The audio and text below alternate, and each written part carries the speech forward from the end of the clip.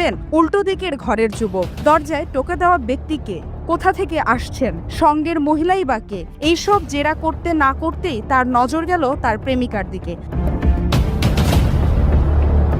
আরে এ তো তারই বউ। ততক্ষণে তার মুখের বিরক্তির ভাব বদলে গিয়েছে প্রবল রাগে। চেপে ধরেছেন সামনের ব্যক্তির কলার। জুতোর মালকিন প্রেমিকার চিৎকার শুনে হোটেলের ঘর থেকে বেরিয়ে এসেছেন। তার সামনে দাঁড়িয়ে তার প্রেমিক এবং স্বামী, হতবম্ব সেন্ডো-গেঞ্জি পরা পুরুষ।